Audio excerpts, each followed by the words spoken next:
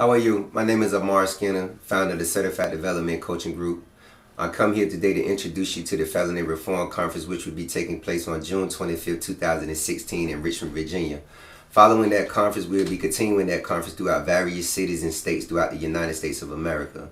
Hopefully to travel abroad eventually and assist some people in the same means that we assist people here in our homeland. Our goal is to establish a means to actually bridge the gap between what's lost as far as intellectually being able to make a sound decision away from criminal thinking. If one can develop a sound mind that's equipped enough to move beyond criminal perceptions and criminal visions, then one can prepare to have a great vision. Our goal is to prevent programs and services that will actually transfer that person into a philanthropist perspective on life, more so than one that takes from life.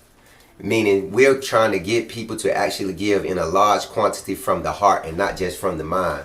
Things that only comes from the mind usually just deal with the intellect and not no emotional competence or emotional literacy at all about people and situations surrounding self.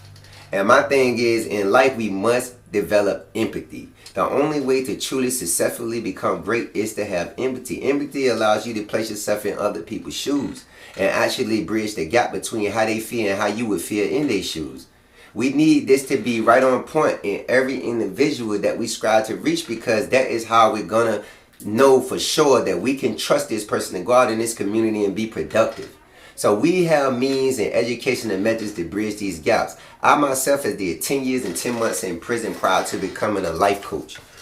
In becoming a life coach, it wasn't an easy process, because that life coach actually came from my empirical evidence and my shoes that I walked. The shoes that I walked throughout life was not an easy process. And I say that because I've seen people go through similar situations and then make it out. So I don't take my ability to be here and talk to you for granted, not at all. I really think this is something that really needs to be addressed, and we are addressing it with sincerity of the heart. The heart is where the true empathy is found, had to bridge the gap between nonsense and sense. So here it is. If you want to assist in supporting people to reform their consciousness so that we have a more secure society that's protected and not one that we have to fear, then support movements like this. We're here to reform minds into a better vision.